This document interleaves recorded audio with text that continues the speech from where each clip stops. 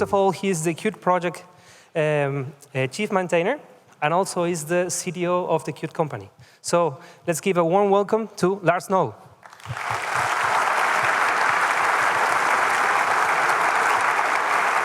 Thanks, Christian. Welcome, everybody, and hello from my side as well. It's fantastic to be here again in Berlin at the BCC. This is becoming a bit of a tradition. I'm up here on the stage. I've been here for the last years, and it's fantastic to be here again. Today, I'll have a slightly different keynote than the other years. It's going to be a little bit more forward-looking, looking towards what we are planning to do with Qt 6. But we'll have a couple of Qt things around Qt 5.14 and 5.15 as well. So don't worry about that. You'll get to hear quite a bit around this. The other thing that's going to be a bit different is that this year, I won't be alone on stage.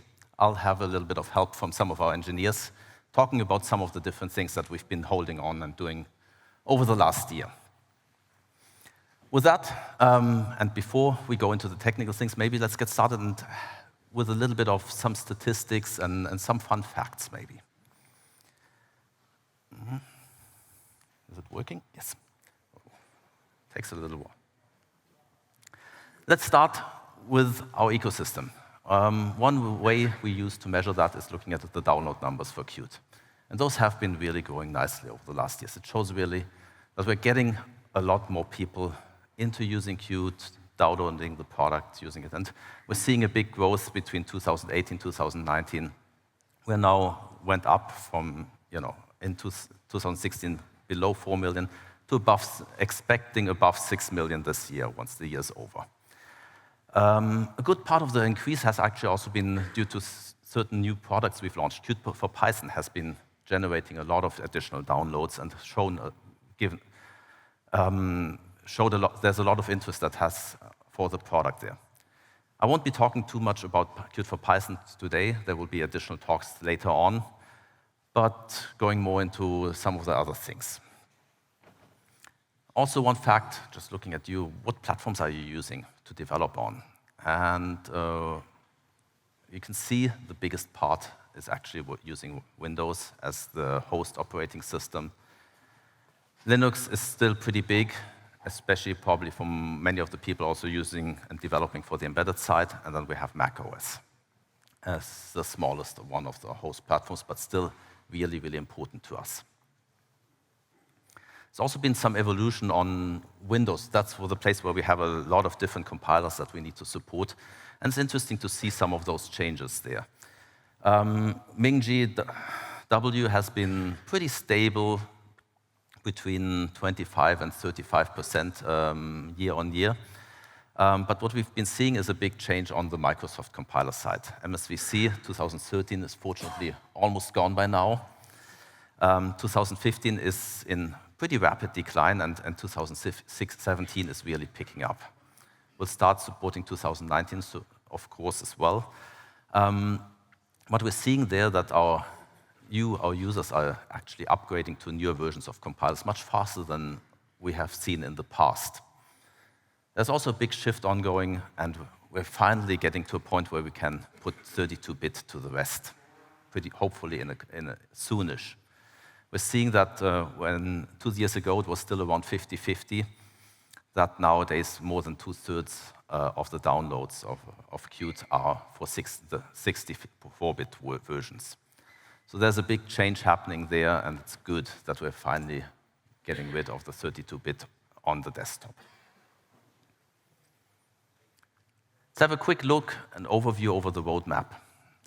What's happening? 5.12 is something we released last year. I talked about 5.12 when I was here last year at this World Summit. We released Qt 5.13 in June. You probably had a look at that and some of the new features, so I'm not going to talk about those two releases anymore. But we'll talk a little bit about 5.14. That's coming out relatively soon now, hopefully still during this month. Maybe it'll go into December, we'll see. And then we'll have a 5.15 long-term supported release again that is planned for May. But after that, we're going to have a slightly larger break, and we're moving over towards the next major version of Qt and Qt 6. And I'll be telling you a little bit about some of the planned changes for that later on in this talk. But let's start with 5.14 and 5.15. Some of the new things in 5.14. We've added support for calendaring systems, something that was one of the missing features in our internationalization support. You can use non-Western calendars, the Chinese calendar, Arabic, Hebrew calendars, with Qt in an easy way. Done lots of work to update our high DPI support, especially also supporting now non-integer scaling factors, a big, highly requested feature, especially on Windows. We've added color space support for Q images. Our partner KDAP has been doing lots of work on improving performance in Qt 3D, so that's also really a really awesome improvement.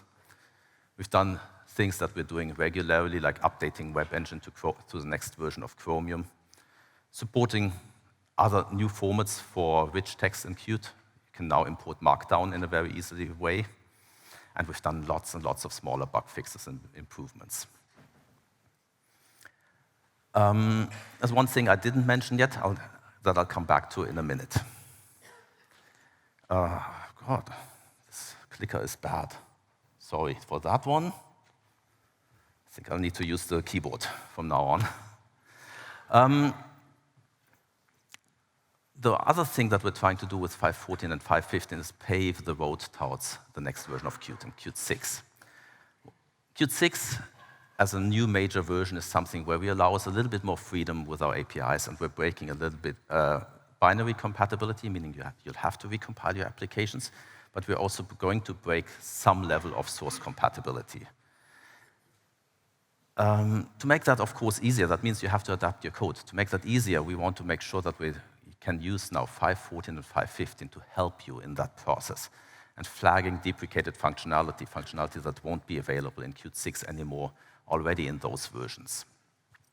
And we're using those two versions to already introduce some of the Qt 6 functionality. The big new thing that we're introducing there is actually that we've been reworking our graphics architecture. The whole thing will go and be done with Qt 6, but we're already having quite a bit of changes that we're pushing on now into Qt 5.14 and then 5.15. And I want to walk you through some of those changes in a bit more detail, because they do give you quite a lot of new things. So here's a little bit of a sketch how our new graphics architecture is going to look like. And there's some changes from what we're currently having.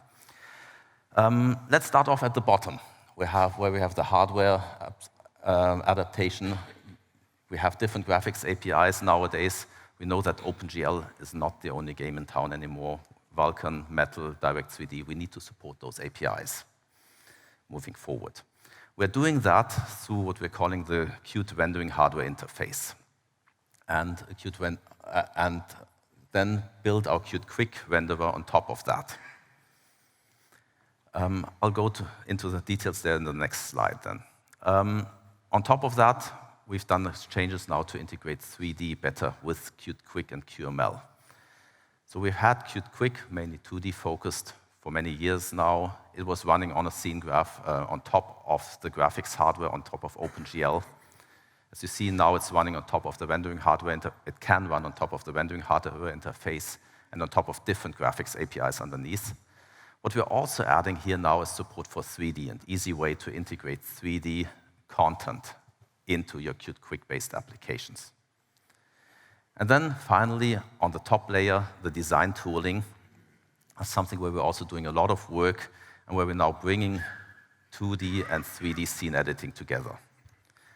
I'll give you more details of that in a couple of slides. Start off with, at the bottom, with the rendering hardware interface. This is a new abstraction layer that we've added now for abstracting away 3D graphics APIs. Reason is obvious. As said, we have more APIs nowadays than we had a couple of years ago. Apple has been deprecating OpenGL. We need to have an answer for that and work on Metal. We want to work directly on Windows on Direct3D. And we want to also support Vulkan as the upcoming graphics APIs on Android, on embedded Linux, and on Linux in general. It's going to be an internal API to start off with.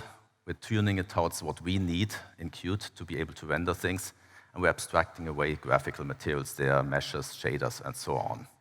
Integrating that with our platform abstraction API that abstracts the different windowing systems, adding also something that a cross-platform module to handle shaders in a cross-platform way, because the shading languages between those graphics APIs are different. This will be something that we're going to support in 5.14 as a technology preview, and then fully support that in 5.15. In Qt 5, this is still an optional thing. You can, by default, you will continue to get the OpenGL-based renderer for Qt Quick, but you can easily take this one into use instead. I think there's going to be a longer session by Laszlo next. I think it's tomorrow on this topic. So if you want to hear more about it, go and listen to that talk. Moving one level up, we wanted to also add support for 3D content in Qt Quick directly. The world that we had before, we had a separation where we had Qt Quick doing 2D stuff. We had Qt 3D. We had the Qt 3D Studio runtime. There were several different ways of doing that, but they didn't really match together. We had the Qt 3D Studio runtime here as an example. You could also put in Qt 3D. Both of them were working on top of OpenGL, but they were not combined. They had separate scene graphs. The animations weren't synced together, and all of this didn't work. And we wanted to bring that together, and that's work that we've been doing now. We'll have that as well as a technology preview for 5.14 and then support in 5.15, where we have one combined scene graph for 2D, 3D, and use that together so that we have one animation system and we can get rid of a lot of overhead and simplify things. So, Qt Quick 3D, and that gives me the opportunity to invite the first person up on the stage, Andy Nichols. He is the main head behind Qt Quick 3D. Welcome. Qt Quick 3D is something that we've been working on now for a year, approximately, trying to really make sure that you can very easily integrate 3D content in Qt. And the idea here was really to focus on ease of use and bringing it all together behind QML as a unified language. Right, Andy? That's right. Yes. So, to combine that, so you can very easily now combine Qt Quick, 2D, and 3D APIs. And we have prepared a little bit of things for you there, so you can have a look at that and see how that works in practice. Andy. Yeah, so hey again. I'm going to show you a quick teaser of how it looks like to actually do some things with QML and Qt Quick 3D. Okay. Yeah, so hopefully it's... Video is a bit slow to start. Yeah, just a few seconds. Yeah, so it's Qt Quick 3D, as you can see here. Yeah, so the first thing is that we added a couple of new imports, this Qt Quick 3D. This is what scenes look like. It's a series of transform nodes, models, cameras, and this is what it looks like. That simple scene here is just a sphere and it's a cube grid, but that's not very interesting. So I want to show a real asset, and in this case, assets are actually, imported assets are just QML components. So it's as easy as just including, your car.qml. And in this case, it actually is my car, like my actual car, a model of my car. And so it's really easy to add that into the scene. But, that's not as interesting because it's a static car. So here, you can just use any animations, like QML animations, to animate things. So the tires are rolling there. But that's also kind of weird because it's a static car with moving tires.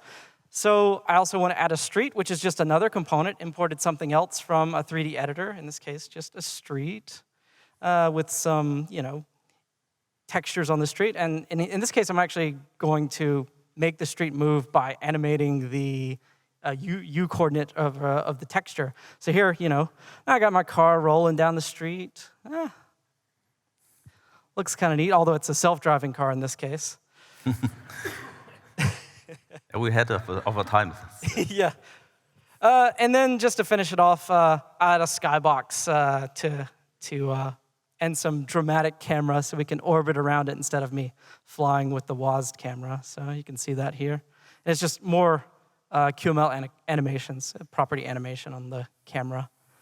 So yeah, there we go. So now we're dramatically orbiting around my car. But yeah, so it's really easy with QtQuick 3D to, in the same way that you use QtQuick 2D or just regular QtQuick to, add 3D content. And in this case, you can, also mix and match this because this just ends up being a view into a 3D scene. So, yep. But yeah, so if you want to see more, check out my talk later today at 4, and we can dive into the nitty-gritty details of how it all works. Thanks. Thanks a lot, Andy.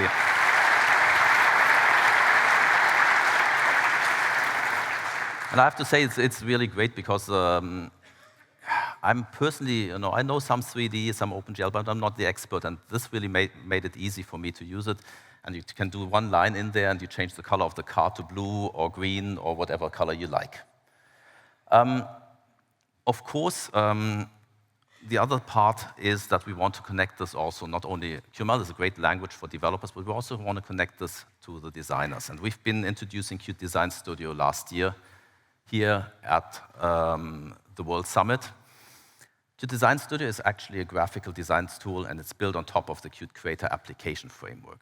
So it integrates with Creator. It's actually the same app redesigned and retargeted towards these UX designers. Has great support for importing designs from content creation tools, from Photoshop, and as you'll see in a minute, from Sketch.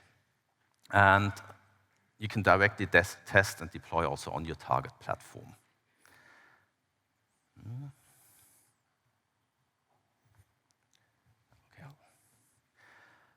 The goal for us with Qt 3D Studio is really to enhance the workflow between developers and designers. Have a tool that designers can use that is working on the real thing. It's the real asset. It's in the end QML. Can be directly used in your products, in your designs together with Qt and deployed to the target, whatever that is, whether that's a desktop or an embedded device. Designers can work on the design, add animations, import from their content creation tools, and the developers can at the same time add the application logic and the data bindings to it. To give you a bit more of an intro of what's happening there, I'd like to welcome Brooke Cronin to stage. He's one of our UX designers. Hi. Hello, hey, Brooke. everybody. And has helped us a lot in defining also the user experience of Qt Design Studio itself. But he is also an expert in using it. So, Brooke, let's have a look at what's in there with the new version of Design Studio. OK.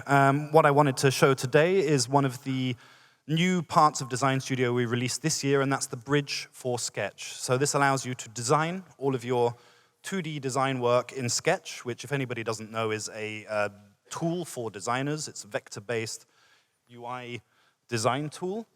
And here we go. It starts there. And it's really popular with designers. And one of the things that we want to encourage is that designers can continue to work with their favorite tools. They don't have to do everything in Design Studio. But at that point in which they're ready, which they have a finished design, they can bring that easily into Design Studio.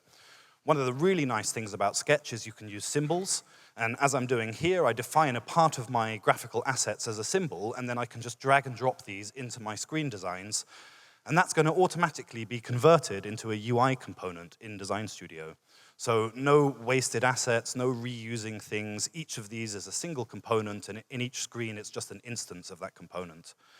And you can very easily build up complex screen design, UI, flow, everything in Sketch itself, and then use the bridge to sort of coordinate and define how these assets should be exported. You can export that directly from Sketch, and then once you're done, you just go into Design Studio, import all of your assets. That's going to generate all of your QML files, and in this case, it's going to support SVG, so we can now do SVG export from Sketch. And each of your components and each of your screens is going to be a unique QML file in Design Studio. So you can see here that I've got all of my files. I can go in. Everything's pixel perfect, exactly as I had it in Sketch. I can then build up complexity in Design Studio, so I can use states to create different sort of states for my application and when conditions, to create interaction logic, and I can do all this visually, so I don't need to step into code as a designer. I can do this with the tool itself, and I can already get quite a long way to having a really functioning prototype that I can give to a developer, and they don't have to start over again. They don't have to rewrite these components from scratch. They can use the components that I've generated and extend them, refactor them, hook them up with C++ code, integrate them into a backend. There are a lot of design tools now in Design Studio, so I'm using here Design Studio components, which are dynamic elements that I can animate precisely with the timeline. There is a new curve editor, so you can actually do all of your animations with curves instead of with the standard timeline. If you're more of a motion graphics artist, then there are tools there for you as well. And there's a live preview so that you can actually see your work in real time while you're designing, which I think is a fantastic way of working. And this is all from the latest 1.3 release version. And if anybody's interested, we have a demo booth downstairs where we have a fantastic collaboration with Autodesk with their VRED tool, and we're streaming this design work directly into VR, and you can look at that in the VR headset. Okay? Well, great. Thanks a lot, Boo. Thanks, everybody.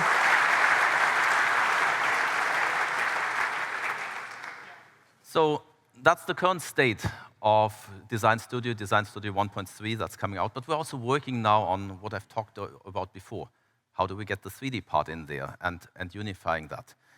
So far, we've been having two separate design tools for doing that. We had 3D Studio, and we had Qt Design Studio for doing the 2D and the 3D parts of the user interface.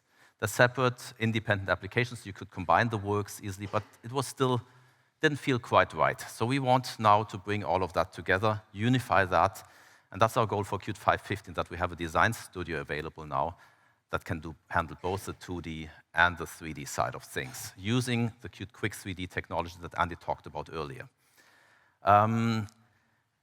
Thomas Hartmann, I'd like to get you up on stage here. Thomas is the lead engineer behind the Design Studio. And he'll give you a little bit of a sneak preview on what's happening with the 2D, 3D unification. Thomas. Thank you, Lars. Hello.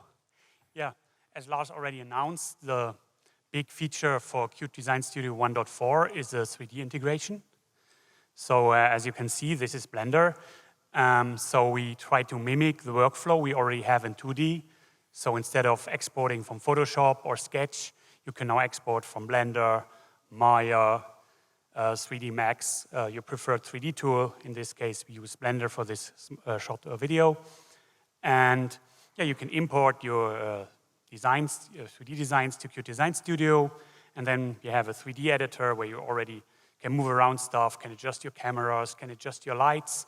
That's already implemented, as you can see. So it's still in beta, but it's there. You have all the QML components, what Andy already briefly said. So with all the power of QML available, you have states, you have the property editor for Design Studio for all the different 3D elements. You have already the timeline. You have the property bindings of QML. So you get all the power of QML that you're used to in Design Studio, but now in the 3D context. And you can also combine 2D and 3D already. And also the live preview that Brooke just mentioned is already working with 3D content. You see that. That's really a scene you can now create in a matter of minutes, let's say, maybe not minutes, but half an hour or something. So nice car rotating. Yeah, this is now you can really work seamlessly together in 2D and 3D. You don't have different tools, different frameworks anymore. And the snapshot you can already download. So we have an online installer that if you enable the preview node, you already can download the current version of Qt Design Studio 1.4, so the current latest snapshots basically, so you can try it out yourself. And also tomorrow at 11, we have a talk about Qt Design Studio. And one big part of that talk will also demonstrating what you just see here in this video live. So you get a real feeling what's already possible and what will be possible in the future. The release is planned for December, so that's when this should be final. And yeah, I would be glad if I see some of you at our talk. Thank you.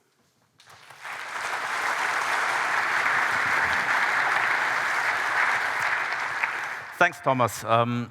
So what's cool about all of that is that all of those things that you've been seeing now They're coming partially in Qt 5.14 as technology previews, but they'll all be available in Qt 5.15 already for you.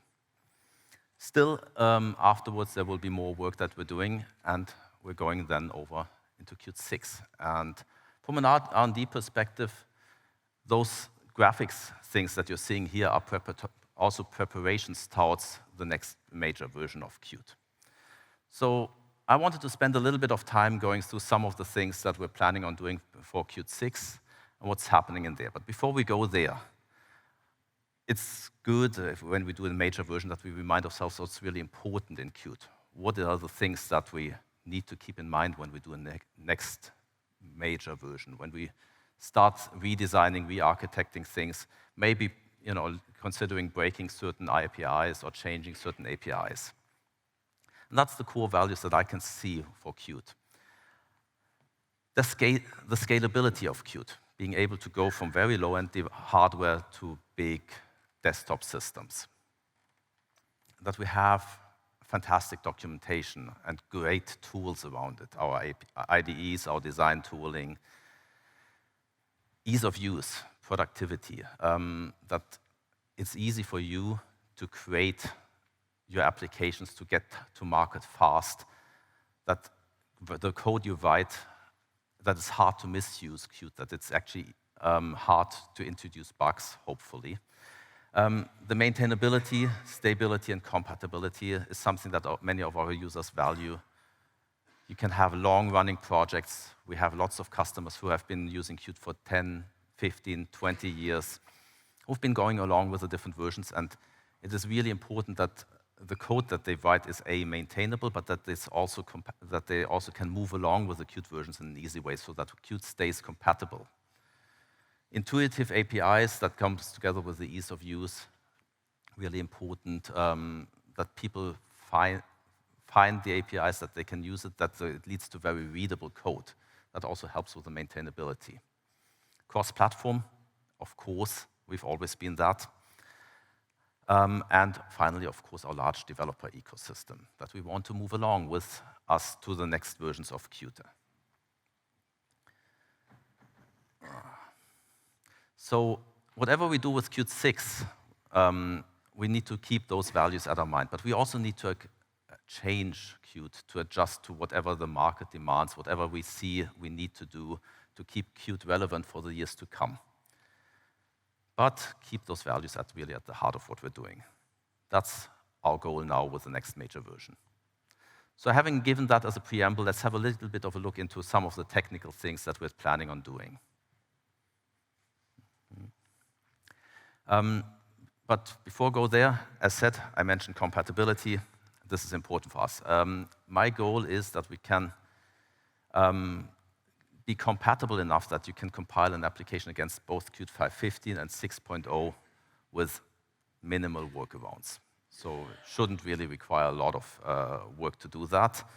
Of course, that doesn't mean that your code base as it is right now, if you've developed that over the lifetime of Qt 4 and Qt 5, will work without changes. But it should be possible to do that. Bring it to Qt 5.15, fix in 5.15 deprecation warnings and other things.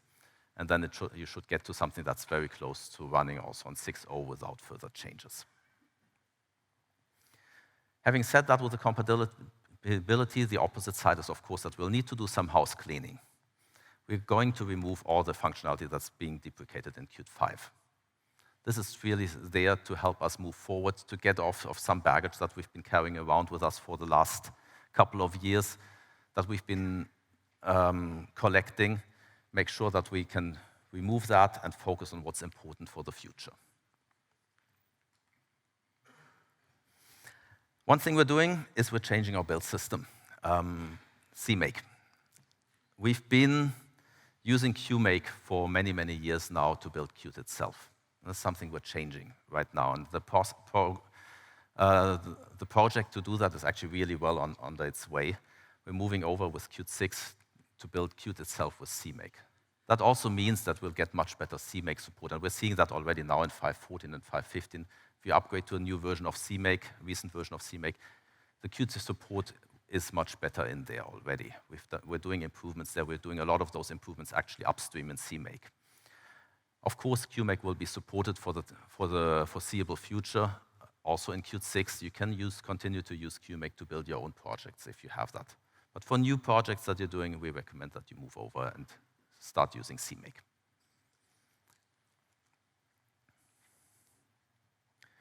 Will require C++ 17 in Qt 6 as a minimum requirement. This gives us a lot of new functionality available that's now available in the C++ standard. We can make use of those in different areas of Qt. We want to make sure that ranges are used properly, that we integrate with those, that we have other things that we can use. But this will be a minimum requirement. We want to move along with what the compiler and the C++ world is doing. And that means with Qt 6.0 will require a relatively recent compiler. GCC, Clang, Visual Studio, something very recent at the minimum from this year, most likely, or last year. We're also rethinking a little bit our own containers. We've had those for a long time, and they have certain limitations that we'd like to change and fix. One of them is, of course, allowing more than 2 gigabytes of items. QVector, QList, all the others have still an integer size. We're changing that to be 64-bit capable. We can have more of those. We're doing work to unify QList and QVector. That has actually mostly happened. With still some cleanups to do. Reason is that we can do it in a way that's almost 100% source compatible. And we're simplifying our API because we have one less class to worry about. And we're actually measured, and in most cases, it does improve performance. Splitting things like QHash and multi-hash, QMap, QMultimap, those are the same class in principle inherited from each other, and the QMap you can magically transform that one in a multimap, something we don't want to support anymore in Qt 6. Things like using standard pair to implement QPair is an easy one because it doesn't do anything else. And we'll revisit some of our other containers and see what we can do there to improve them. Either use, for example, some of the standard implementations or existing high-performance implementations. But we want to keep our Qt-style API, and we will keep the implicit sharing that we're currently having.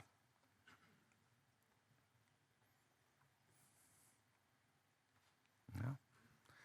That thing doesn't like me.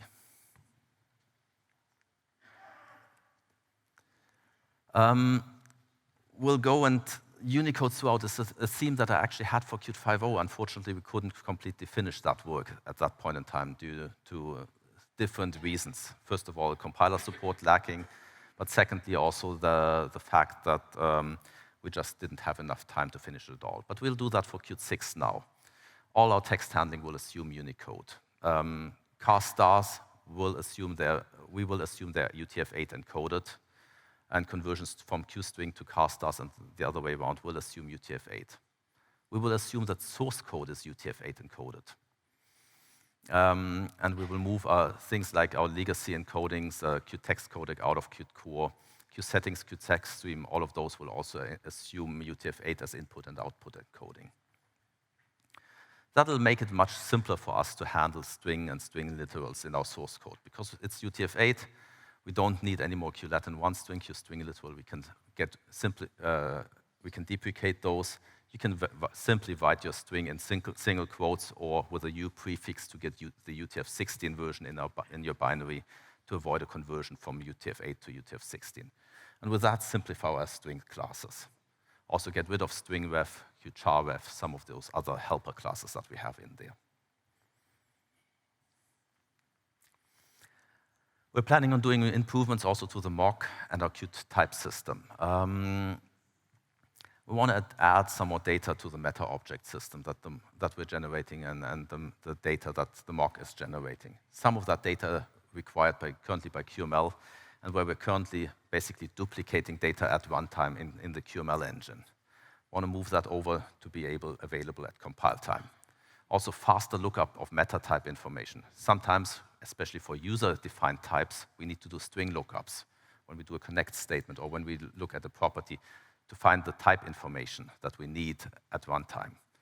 And get rid of things like where we iterate through the inheritance hierarchy. If you have a Q let's say a Q push button, then we have a QButton underneath, a QWidget, and a QObject. If you want to find out a property in QObject, we'll have to iterate through all of the hierarchy. We want to get rid of that. I want to get rid of that, make sure that we can simplify that access and make it constant time. And generate a lot of that, the type information at compile time, which means we will have to do some changes to QMetatype and QVariant and how we register that data. And that will also help us get rid of some difference that we currently have between built-in types in Qt and user-defined types. But the underlying goal of all of that is to avoid runtime-generated data structures, i.e. increase performance, reduce our memory consumption, and improve our startup time.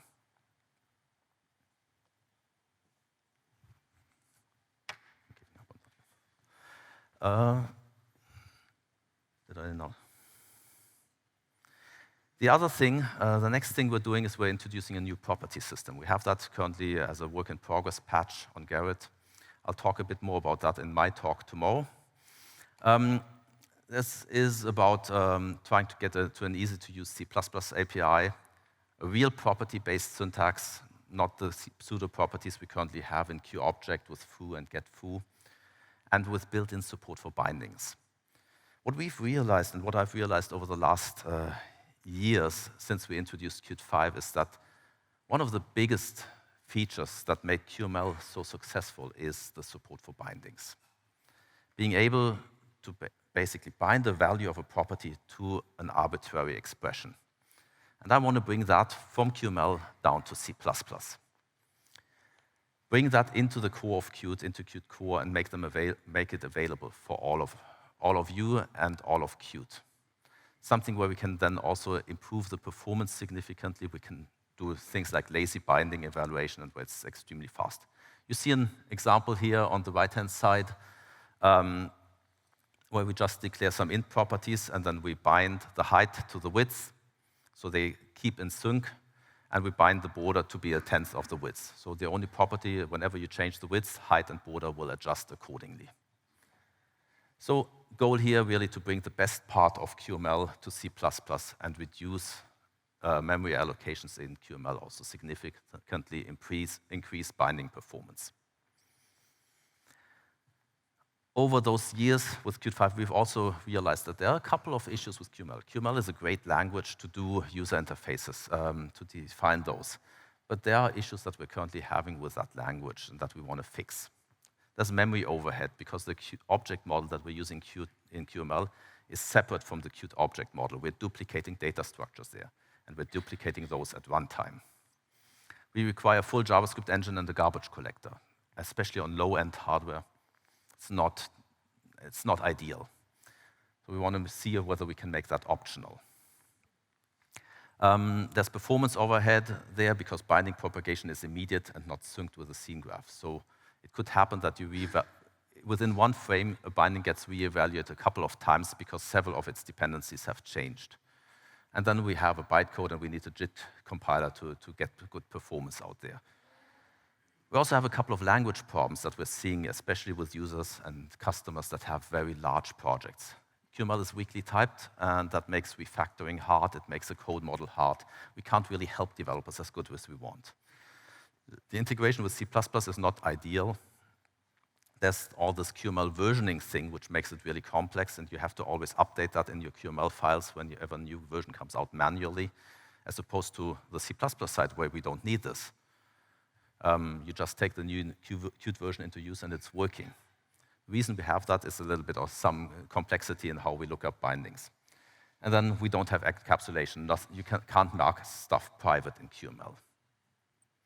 So these are things that we're trying to fix now with Qt 6 and the next generation QML. We want to introduce strong typing so that you can really specify the type, the explicit type of properties and of bindings and of things that you're using in functions as well. We want to support compiling QML to efficient C++ and native code, and use the new property systems that I just talked about to do that. We want to make JavaScript something that's optional. It still has its great uses and is really valuable, but you don't need it in all cases. Get rid of the versioning in QML and support hiding implementation details so that you can mark things as private. And then finally, for Qt 6, we want to finish the changes that we've done, that I've talked about to the graphics stack. Qt Quick, both the 2D and the 3D part then should be using the rendering hardware interface. For Qt 5, it's only the 2D part that will be able to use it. OpenGL will, with that, become one among several graphics APIs that are equally supported by Qt. And we're not going to have any direct OpenGL dependencies in Qt anymore, so that means we need to move all the QOpenGL classes out into a separate module. They will still be there, but they will be in a separate module, not in Qt GUI anymore.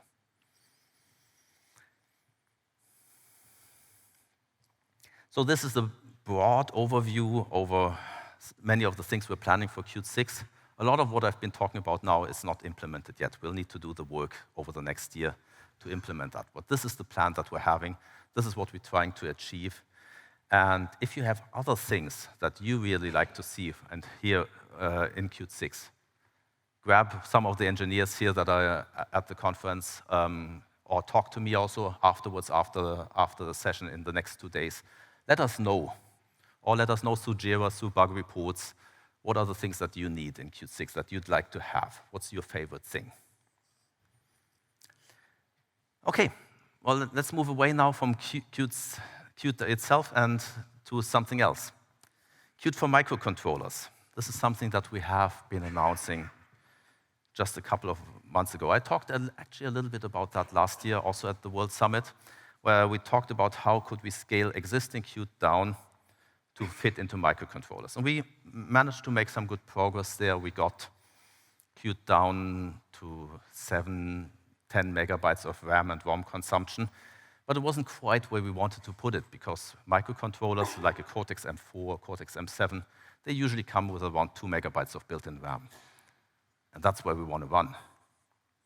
So we went back to the drawing board, and we started rethinking how we can do that in a better way from the get-go. For that, also I'd like to invite Simon Hausmann up on stage.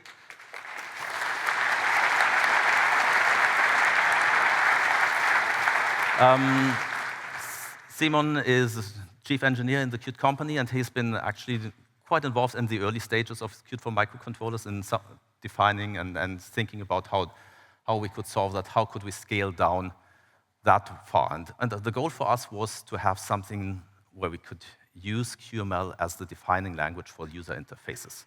So the goal here was reduce the scope, focus on the UI creation, but have something that is actually something that developers feel at home with if they know Qt. Simon, maybe we should just start off having a look at the video, and then you can tell us a bit more about what's in Qt for microcontrollers. Sounds good. Let's do that. Yes. Okay. You might need to press it once again.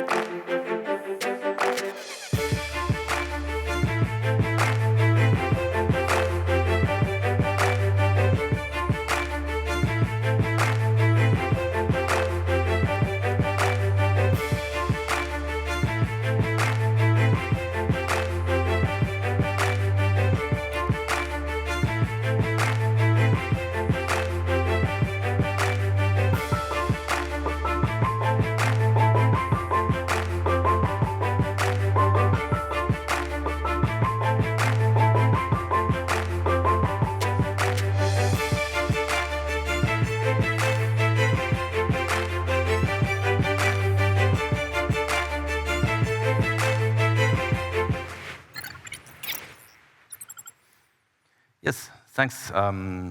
Simon, maybe you can talk a little bit about what's in Qt for microcontrollers, how it looks like. Yeah. Go ahead. So what you could see on the video, and what you can also see in our booth downstairs, is our new graphics engine for microcontrollers. We call this Qt Quick Ultralight. And like Lars said, we really went back to the drawing board for this one, and we asked ourselves, what is it that we really, really need, and what is it that also people want? And footprint and performance are pretty hard requirements. They define cost, and they define the quality. And especially when it comes to quality, what people expect nowadays are user interfaces that have smartphone qualities. And that means smartphone quality user interface on a device that costs a fraction of a smartphone. So the result is something we're quite proud of. For example, if you take a Hello World, it runs under 300 kilobytes of RAM. This is the cost of the Qt framework basically on this. This is the code in Flash, this is data structures of the framework, this is heap, this is the stack. And to define this further, the rest of the RAM is all of yours. So 300 kilobytes, the rest of the RAM is yours. You attach a screen to it. If it's a big screen, you're going to need a little bit of RAM for the frame buffers. If you have a smaller screen, you need less RAM. But you're in control of that. You're entirely in control. And to give you the smartphone experience, we support graphics accelerators. For example, on the STM devices, we support Chromat. On the NXP devices, we support the PXP accelerator. And more as you need them, as we figure that out. But those graphics accelerators can really make the difference between 20 frames per second or 60 frames per second. And the other thing that we really understood that is absolutely necessary is that this has to be easy to use. So we do give you Qt Quick on those microcontrollers. You get rectangles, you get images, you get text, you get quick controls even. You can declare your own properties, you can do bindings, you can even write functions in QML. You can do everything that you're actually used to. But what is different is that we've got a brand new compiler in place. And this compiler is intrinsically aware of types. So it generates C++ code that is far better than anything we've ever had so far. If you'd like to take a look at that, please join me in my presentation tomorrow here. I'll give you a bit of a sneak preview. And we're serious about this. So we've made a release after roughly 9 months development. That's an evaluation release that's available today. We're bringing out another alpha release very soon.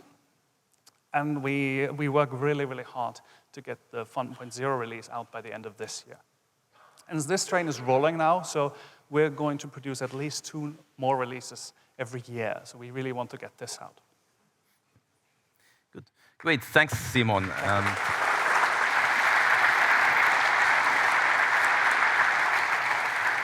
And what's the additional thing that's really cool about this is that going back to the drawing board there and doing many of those things has told us a lot about what we can achieve. And a lot of the improvements that we've done there and the different designs that we've done there are things that we want to now take back also, and that brings us back to Qt 6 into Qt 6. And to do improvements there to how we do QML in Qt 6. And so I hope that we can get quite a good amount of those improvements also back into the full Qt version by end of next year. Okay, well, that just leaves me with one more thing to talk about, and that is the Qt Marketplace. This is something we haven't been talking about too much in public. But I wanted to tell you a little bit about what's happening there, something we have been working on and thinking about for a long time. What we wanted to do is see that we have a great ecosystem of users out here and the developers. And we know that even with the amount of people we have in the Qt company and with our contributor ecosystem, we are not able to do everything possible in Qt itself. So we wanted to be able to connect all of you and have a common place where people can upload components, extensions to Qt, and share those with the world. The marketplace is really thought as a central rallying point for the Qt ecosystem. That's where developers meet others that publish things. One place where you can find extensions to Qt for developers and designers to make your life easier, to get new functionality. And those are we want to make sure that this is a place where you can both publish free content as well as paid content, open source and commercial. It's also going to be a platform where people can launch new business ideas and try it out, see what the response is. For startups that want to try something, established companies. And you know that there's a 1 million developer ecosystem that you can reach with that. For the initial launch, we'll of course have some limitations there. We have a couple of things that we're going to be supporting, and we call those extensions to Qt. New modules that you can have in new frameworks and libraries, or Qt modules to the Qt framework. Plugins for Qt Creator. Additional tools enhancing the Qt experience. And we will expand that over time then also to include, for example, plugins to Design Studio, graphical assets that you can support and download, all of those kind of things. And we're going to have, in the initial version, already more than 100 extensions available from partners like KDAP, Felgo, FrogLogic, Incredibuild, and from the open source community, especially from KDE. And hopefully a lot of others will then join that. We're having something down at our booth, a stand also on the marketplace. You can have a look there. Hear a bit more about details, figure out how you maybe can add your own content there, or how you can download things. And all of that we plan to have available by end of this month, November 5th. And with that, I'd like to thank you very much for listening.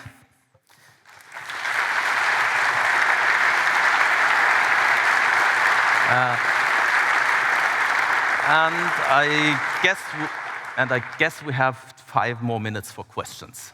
If there is any question around, please catch one of the green cubes. Just raise your hand. There's one over there. Hi. So I've read about some plans about decoupling Qt Web Engine releases from Qt. Is that still planned, maybe via that marketplace? Correct. We are planning on decoupling. Qt Web Engine is the first and foremost one, because we have a need there in 2 ways. One of them is that we want to follow and track Chromium releases more closely, lag less behind. The other one is that we would like to support Web Engine for several Qt versions. We're already doing that, but then you have to manually take out Web Engine and compile it against an older Qt version. So idea is there to bring that out and then basically deliver that through the marketplace. The first version of the marketplace will still be somewhat rough, and you'll have it's mainly web-based, but over time we're planning then to integrate that both with our installer framework and with a package management system, and also with our IDE, so you can find and discover those things in the IDE. But yes, so Qt Creator is one of those, but there might be others that will also then deliver through that marketplace instead of packaging them all together in the Qt package itself. But this is something that we'll have to reevaluate as we go along and see what works. Is there any plan of doing casting support for display casting, especially when you're on an embedded device, you want to cast your screen to, i.e. Chromecast? We don't currently have any direct plans for supporting that, but it's an interesting idea. I have to say that, but nothing planned currently.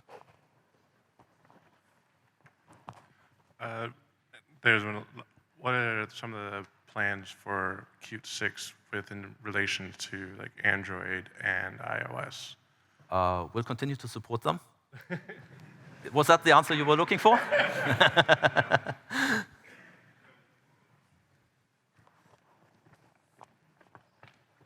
Will we get Q shared pointer support in QML? Q shared pointers in QML. Yeah, often I have an API where I want to have create a Q object. Yes. That is, and that the API can be used by C++ and by QML, and then you get in difficulties with ownership of that object. So solving the ownership problem, yes. This is something we'll have to look into for Qt 6, how we can, I know this is sometimes difficult, and you know, is it now C++ owned, JavaScript owned? We have that ownership model. If we move over and we have that place where we don't require a garbage collector anymore, that should solve some of those problems, but we'll have to have a look into how we implement that then. This is something, we haven't done that work yet. We don't know quite. Yes, over there. Thank you very much for your presentation. 2 questions, in fact. Python and Python support in the Qt 6 and WebAssembly and support in the newest versions. What are the plans? What is the roadmap to attract more developers, not from just C++ world, but from other worlds to the community? Thanks. Yeah. Okay, so there's actually quite a bit of things that are happening with Qt for Python. I haven't, for time reasons, gone into most of those here. I wanted to focus more on the generic Qt and the features that we're looking into there. There's a couple of talks there. There's a whole series of talks around Qt for Python. I recommend going there to get all these. But in short, I mean, we're planning on moving that forward. We have lots of good ideas of what we can do and what we want to do. And we, of course, want to also support Qt for Python and Qt for WebAssembly for Qt 6. Now, we're not quite sure whether that will happen at the same time as we release 6.0 or whether it will come slightly later. That depends on what we manage to do time-wise, but that's something to be seen. But we want to bring also all of that over to Qt 6, of course. Yes? Hello. Are there any plans to provide code analysis tools for QML at some point? Yes, there are. We actually have, I think, there's a linter that's being worked on by the team, and if you go to, I think, is Ulf talking about that? Maybe he's talking a little bit about that in his QML talk, where we want to have more support for that in there, and especially once we move also over to, in Qt 6, have strong typing support, we can do a much better analysis of the code as well. But yes, we want to extend the tooling in that area. Questions?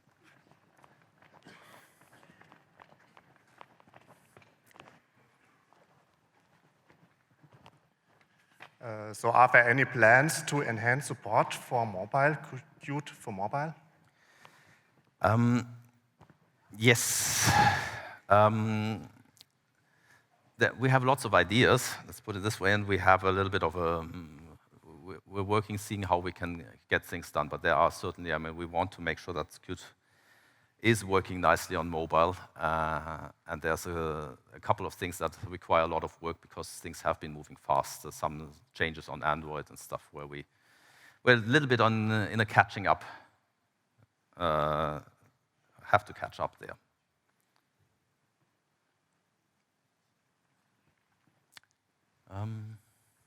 Okay, if there is no more questions, I think we are right in time to finish. Let's thank Lars again. Yes.